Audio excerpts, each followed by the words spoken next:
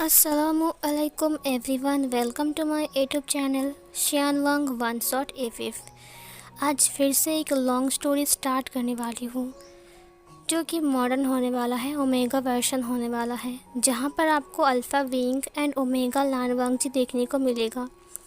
यहाँ पर wing top है, वांग जी बॉटम है। तो कहानी के बारे में ज़्यादा कुछ नहीं बताऊँगी, नहीं तो मज़ा ख़राब हो जाता है। ये इसका फर्स्ट पार्ट है, इसे एंजॉय कीजिए। उससे पहले अगर आप मेरे चैनल पर न्यू हो तो प्लीज़ चैनल को सब्सक्राइब कर लेना, वीडियो को लाइक करना, कमेंट करना और शेयर करना अपने दोस्तों को जिन्हें शियान वांग फैन फिक्शन बहुत ज़्यादा पसंद है। तो चलिए स्टार्ट करते हैं हमारे न्यू शियान वांग लॉन्ग स्टोरी को। कहानी की शुरुआत होती है हमें बारिश को दिखाते हुए। बिजली कड़क रही थी, बहुत तेज़ बारिश हो रही थी। एम्बुलेंस वहाँ पर आ रही थी। एम्बुलेंस बहुत तेज़ी से हॉस्पिटल के अंदर आ जाती है, जहाँ पर हम एक लड़की को देखते हैं जो कि प्रेग्नेंट थी और उसका लेबर पेन स्टार्ट हो चुका था।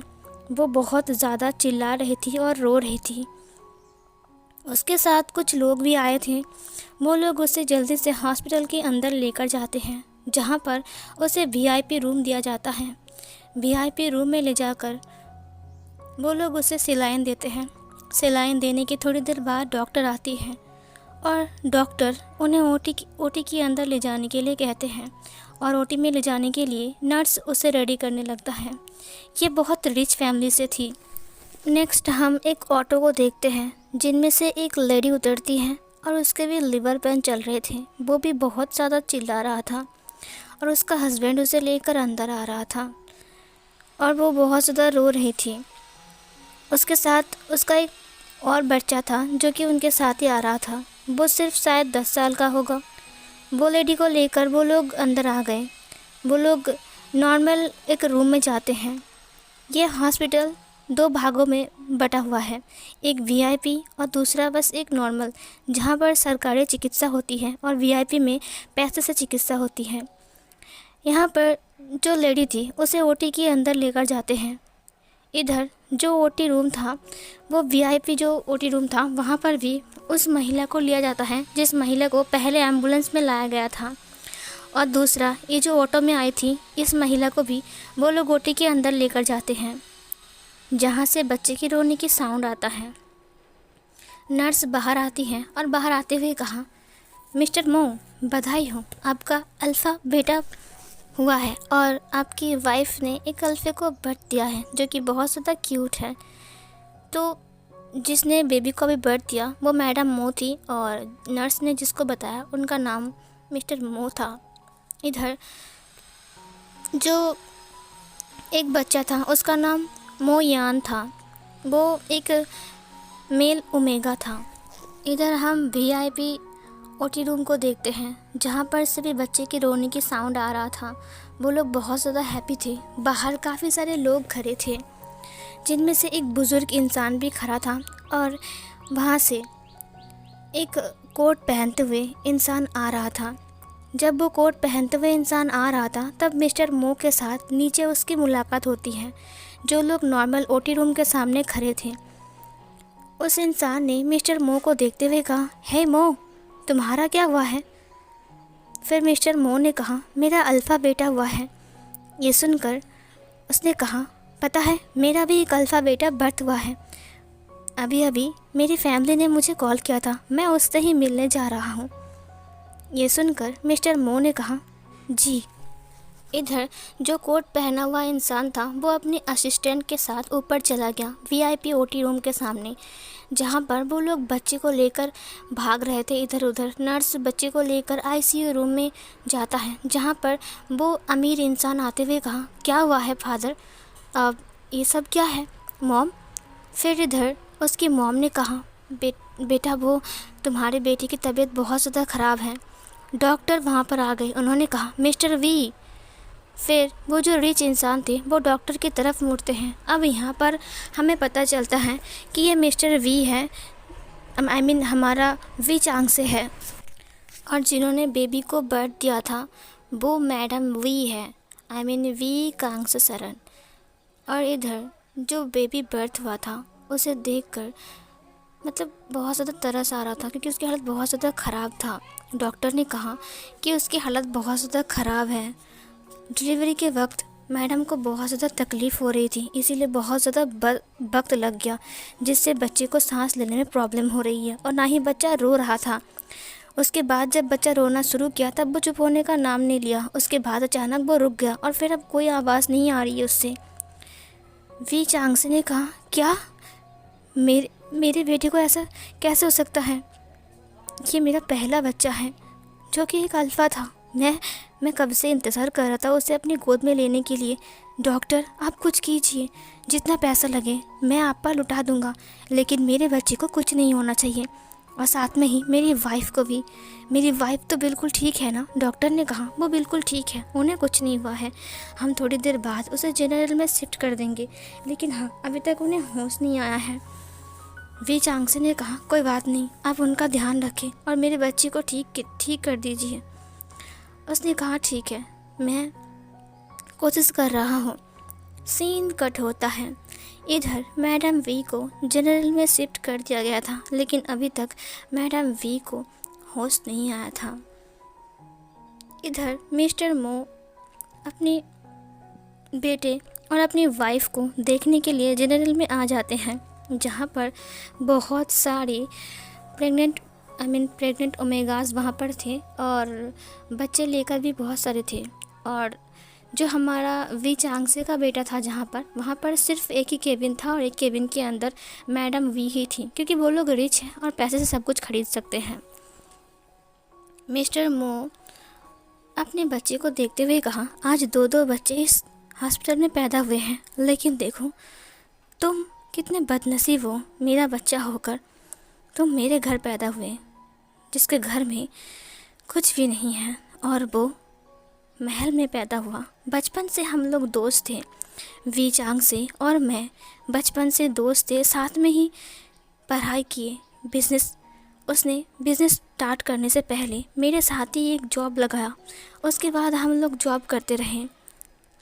फिर उसकी शादी एक अमीर लड़की के साथ हो गया और फिर धीरे धीरे करके वो बिज़नेस में इन्वॉल्व होने लगा और फिर उससे शादी करके वो बहुत ज़्यादा रिच बन गया। वो अपनी बाप की इकलौती बेटी थी और सारा बिज़नेस प्रॉपर्टी उसे ही मिला, और मैं बस उसके घर में काम करता हूँ। मैं एक नौकर हूँ उसकी ऑफिस का। उसने मुझ पर दया किया है। उसने मुझे अभी तक काम से नहीं निकाला क्योंकि मैं उसका बचपन का दोस्त था। अब तुम्हें भी वही करना पड़ेगा, उसकी बेटे की खिदमत करना पड़ेगा तुम्हें। तुम भी उसकी नौकर ही बनोगे। तुम्हारी किस्मत भी कितनी फूटी हुई है ना। फिर इधर जो नर्स भाग रहे थे तो मिस्टर मो बाहर आ गए। उन्होंने कहा, क्या बात है? नर्स ने कहा, एक बात हो गई है। दरअसल बात ऐसी है कि जो वी चांगसे का बेटा हुआ था ना, वो अचानक सांस नहीं ले रहा है। ऐसा लग रहा है जैसे कि वो अब जिंदा नहीं है। ये सुनकर मिस्टर मो ने कहा, क्या कहा आपने? नर्स ने कहा, हाँ, वी चांगसे अभी घर गया है और उनकी फैमिली मेम्बर बस शायद नीचे होंगे। मैं उन्हें बुलाने के लिए जा रहा था, मुझे लगता है कि शायद बच्चा। फिर मिस्टर मो ने कहा, तुम उनकी वफादार हो ना? नर्स ने कहा, हाँ, उन्होंने मुझे ये नौकरी दिलाया। अब मैं उनका बहुत आभारी हूँ। उन्होंने मेरी मम्मी का इलाज करने के लिए पैसे भी दिए। मैं उनके बच्चे को शायद बचा नहीं पाऊँगी। मुझे डॉक्टर से बात करना पड़ेगा, मैं जाता हूँ। तभी मिस्टर मो ने उसके हाथ को पकड़ते हुए कहा, रुक जाओ। अगर तुम जाकर बोलोगे कि उसका बच्चा ज़िंदा नहीं है तो पता है वी चांगसे टूट सा जाएंगे। वो शायद खुद को मार भी सकता है, वो सुसाइड भी कर सकता है। उन्होंने तो इतना भी बोला है, अगर मेरे बच्चे को कुछ हो गया तो मैं मर जाऊँगा। उस नर्स ने कहा, नहीं, वो ऐसा नहीं कर सकते हैं। मैं उन्हें अपना भाई मानता हूँ। उन्होंने मेरी कितनी हेल्प किया है। अब मैं क्या करूं? अगर मैंने उन्हें बताया और उन्होंने कुछ कर लिया तो? मिस्टर मो ने कहा, उसके दोनों हाथों को पकड़ते हुए कहा, देखो, अगर उसका बच्चा ज़िंदा नहीं रहा तो फिर अब क्या फ़ायदा? अगर मैडम वी को पता चला तो वो टूट सा जाएगी। शायद वो पागल भी हो सकती है, क्योंकि वो लोग इस बच्चे को लेकर कितना सपना देख रहे थे और वी चांग से वो तो बच्चे पर जान लुटाता है, वो तो अपने बच्चे से बहुत प्यार करता है। अब तुम ही बताओ। फिर इधर जो नर्स था उसने कहा, तो मैं क्या करूं, बच्चा तो मर चुका है, अब मैं कुछ नहीं कर सकता। फिर मिस्टर मो ने कहा, देखो उन्होंने अभी तक बच्चे को नहीं देखा है ना। नर्स ने कहा, नहीं, बच्चा देखने को मिला ही नहीं, क्योंकि दिखाने से पहले से ही उसे कुछ हो रहा था तो हम उसे आईसीयू में शिफ्ट कर दिए थे। मिस्टर मो ने कहा, मेरा भी एक बेटा हुआ है, वो एक अल्फ़ा है, चांद सा मुखरा है उसका। मैं तुमसे हाथ जोड़ता हूँ, मैंने उनका नमक खाया है, मैं चाहता नहीं हूँ कि उन्हें कुछ हो जाए, तो मेरे बच्चे को उन्हें दे दो। ये सुनकर उस नर्स ने कहा, क्या आप पागल हो, आपका दिमाग खराब है। मिस्टर मो ने कहा, देखो मैं सब कुछ सहन कर सकता हूँ, लेकिन उनका दुख मुझसे देखा नहीं जाता है। मैंने उनका नमक खाया है, उन्होंने मुझे नौकरी से निकाला नहीं, पता है मैंने कितनी गलती किया, लेकिन फिर भी उन्होंने मुझे माफ़ कर दिया। वो नर्स की आंखों से आंसू बह रहे थे। मिस्टर मो ने कहा, तुम मेरा बच्चा उन्हें दे दो, मैं चाहता हूँ कि वो लोग खुश रहें, चाहे मैं वो मरे हुए बच्चे को एक्सेप्ट कर लूँगा, मुझे कोई फ़र्क नहीं पड़ता है, तुम ऐसा ही करो। उस नर्स ने कहा, लेकिन ये तो गलत होगा ना, अगर उन्हें पता लग गया तो। मिस्टर मो ने कहा, उन्हें कभी पता नहीं लगेगा, ये बात सिर्फ हम दोनों के बीच रहेगा, हम दोनों के बीच। नर्स ने कहा, हम दोनों के बीच। मिस्टर मो ने कहा, हाँ, हम दोनों के बीच रहेगा। इधर जो मैडम मो था उसको होश आ गया था और ये सब कुछ वो सुन पा रही थी, क्योंकि वो गेट के पास वाली बेड पड़ी थी। उन्होंने अपने बच्चे को देखा। अचानक मिस्टर मो वहाँ पर आ गया। मैडम मो उठकर बैठ गई। उसने कहा, ऐसा मत कीजिए, ये मेरा बच्चा है, मैं उसे नहीं दे सकता हूँ, किसी मरे हुए बच्चे के बदले अपने ज़िंदा बच्चे को मैं किसी को नहीं दे सकता हूँ। मिस्टर मो ने कहा, तुम चुप रहो, तुम जानते भी हो हमारा बच्चा कहाँ जा रहा है, महल में जा रहा है, तुम्हारा बच्चा महल में रहेगा, महल में जिएगा, तुम समझ पा रहे हो, वो महल में रहेगा, कितना खुश रहेगा। हाँ, मुझे यकीन नहीं हो रहा है कि मेरा बच्चा राजा बनेगा। मैडम मो ने कहा, लेकिन ये तो मेरा बच्चा है ना, मैं किसी और के बच्चे को, मरे हुए बच्चे को नहीं ले सकता हूँ और ना ही अपने बच्चे को दे सकता हूँ। मिस्टर मो ने कहा, तुम चुप रहो, जो मैं कर रहा हूँ बस उसे देखते रहो। उसके बाद वो नर्स के साथ ऊपर चला गया। मैडम मो बहुत ज़्यादा रो रही थी। इधर वो लोग आईसीयू रूम के अंदर आ गए। आईसीयू के अंदर आकर नर्स ने कहा, मुझे घबराहट सी हो रही है, अगर उन्हें पता लग गया तो फिर क्या होगा। मिस्टर मो ने कहा, कुछ नहीं होगा, तुम इस बच्चे को उठा लो, मैं इसे यहाँ पर रख देता हूँ। नर्स ने कहा, ठीक है। उसने वी चांगसे की बच्चे को उठा लिया और फिर वहाँ पर मिस्टर मो के बच्चे को उसने रख दिया। नर्स ने कहा, लेकिन अगर पता लग गया तो। वो बच्चा खेलने लगता है क्योंकि वो जागा हुआ था। मिस्टर मो ने उस बच्चे को लेते हुए कहा, तुम चिंता मत करो, कुछ नहीं होगा, वो नहीं जान पाएंगे, समझे। नर्स ने कहा, अब फिर वो नर्स डॉक्टर के पास बोलने के लिए चली गई कि बच्चा बिल्कुल सेफ़ है और बिल्कुल ठीक है, हम उसे उसकी मॉम के पास देकर आ सकते हैं। और मिस्टर मो उस मरे हुए बच्चे को लेकर जा रहा था। जब वो मरे हुए बच्चे को लेकर नीचे आता है, अचानक से बिजली कड़कती है और वो बच्चा रोने लगता है। ये देखकर मिस्टर मो हैरान थे। उसने कहा, क्या तो ज़िंदा है? ये बोलकर उसने उस बच्चे को देखा। मैडम मो बहुत ज़्यादा रो रही थी। वो इतना ज़्यादा रो रही थी कि मतलब अपने बच्चे को खोने का गम, रो तो रहेगी ना वो। इधर मिस्टर मो उस बच्चे को लेकर मैडम मो के पास आ गया। मैडम मो ने कहा, मेरा बच्चा मुझे दे दीजिए। जब मैडम मो ने उस बच्चे को देखा, उसने कहा, ये तो मेरा बच्चा नहीं है। मिस्टर मो ने कहा, ये वी चांगसे का बच्चा है। ये सुनकर मैडम मो ने कहा, आप इसे यहाँ पर क्यों लेकर आए, ये तो ज़िंदा है, ये तो रो रहा है। मिस्टर मो ने कहा, चुप, देखो इसकी बदकिस्मती, हम क्या कर सकते हैं। जब मैंने इसे उठाया तब ये नहीं रो रहा था, लेकिन देखो जैसे हम नीचे आ गए, वो नर्स चली गई, तभी अचानक से ये रोने लगा। इसकी किस्मत में ये लिखा हुआ था और मेरे बेटे की किस्मत में लिखा हुआ था कि वो राजा बनेगा, समझे। मैडम मो ने कहा, लेकिन मेरा बच्चा। मिस्टर मो ने कहा, तुम चुप रहो। अगर तुमने अपना मुंह खोला ना तो मैं तुम्हारे बच्चे को मार सकता हूँ। तुम्हें पता है ना कि प्रॉपर्टी के लिए मैं किस हद तक जा सकता हूँ। तुम समझ रहे हो ना। ये सुनकर उसने कहा, लेकिन ये आप कैसी बातें कर रहे हो, वो हमारा खुद का बच्चा है। हम किसी और के बच्चे को ऐसे बदला बदली नहीं कर सकते हैं। मिस्टर मो ने कहा, बस चुप रहो। बेचारा सोने की चम्मच मुंह में लेकर पैदा हुआ था, लेकिन एक ही पल में मैंने उसे छीन कर मेरे बेटे को दे दिया। पता है तुम्हें, हर वक्त सिर्फ वी चांग्से को शाबाशी मिली। पढ़ाई में वो अच्छा था। कॉलेज से ही उसके साथ मैडम मो की रिलेशनशिप था। मैडम मो बहुत ज़्यादा अमीर थी।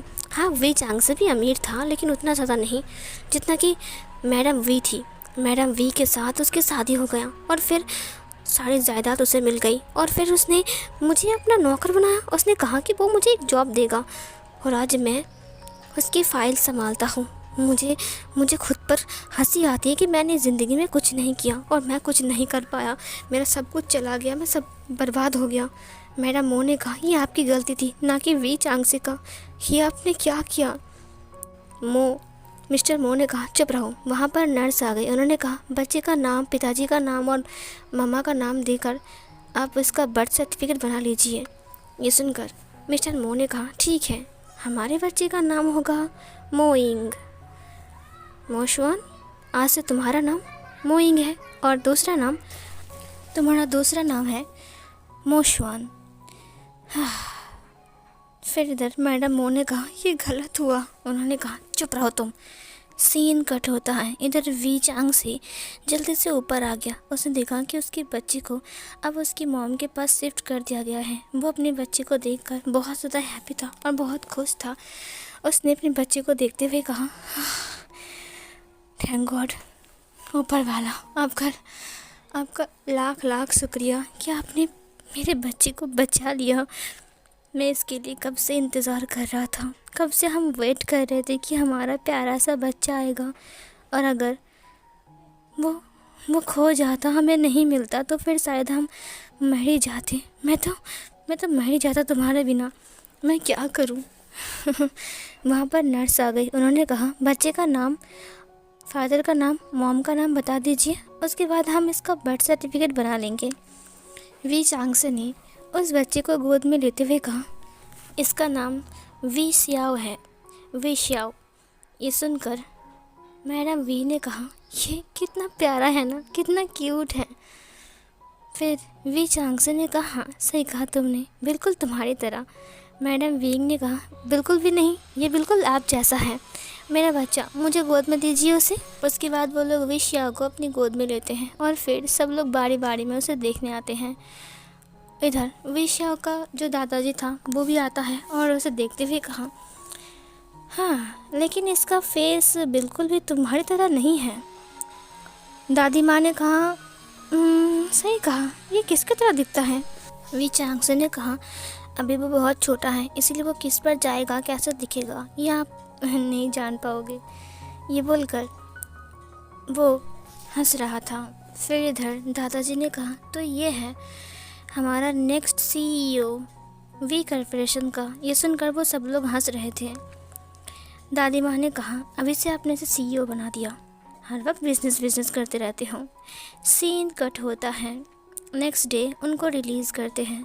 इधर मिस्टर मो हमारे मोइंग को लेकर नीचे आ रहे थे और इधर जो VIP रूम था वहाँ से भी वो लोग आ रहे थे। मिस्टर मो ने देखा उसके बच्चे को गोद में लेकर उसका दादी माँ नीचे आ रहा था और मैडम वी को पकड़ के वी चांग्से नीचे आ रहे थे और सारे फैमिली मेम्बर्स लेने के लिए गाड़ी लेकर आ गए थे। वो गाड़ी बहुत बड़ी थी, वहाँ पर 3-4 गाड़ी रुकी हुई थी। मिस्टर मो ने कहा, मेरे बच्चे का किस्मत खुल गया, देखा तुमने, मेरा बच्चा आज मर्सिडीज कार में जा रहा है और देखो मिस्टर वी का बच्चा हमारे साथ ऑटो में जा रहा है। मैडम मो ने कहा, ये गलत हुआ।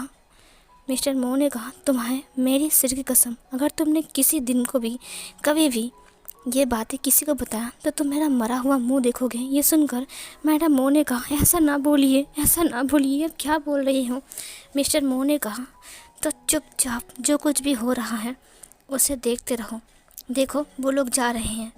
मिस्टर वी ने कहा, हे मिस्टर मो, तुम्हारे बेटे को दिखाया नहीं तुमने? फिर मिस्टर मो ने कहा, हाँ हाँ हाँ ज़रूर, हम किसी दिन मिलेंगे ना। मिस्टर वी ने कहा, ठीक है। ये बोलकर वो मैडम वी को गाड़ी के अंदर बिठाता है।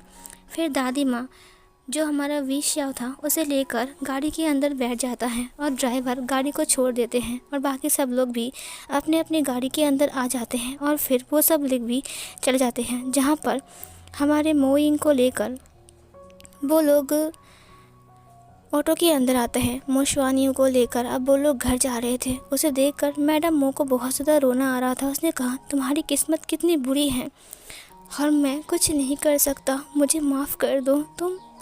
तुम बस एक नन्हे से बच्चे हो और तुम्हारे साथ इतनी बड़ी अन्याय हो रहा है। उनकी गाड़ी एक ही तरफ जा रहा था और रास्ते में जाकर दूसरी तरफ मुड़ गया। जो मिस्टर मो था उसकी गाड़ी दाहिनी तरफ चली गई और जो वी चांगसे का गाड़ी था वो बाईं तरफ चला गया और वो लोग अपने अपने घर की तरफ चले गए। सो गाइस, कहानी यहीं तक ही था। स्टोरी लाइन कैसा लगा बताना ज़रूर। ये वाला पार्ट यहीं पर ही एंड होती है। So guys, please comment box में बोलना कि स्टोरी लाइन आपको कैसा लगा है। तो मिलती हूँ नेक्स्ट पार्ट में। Bye bye.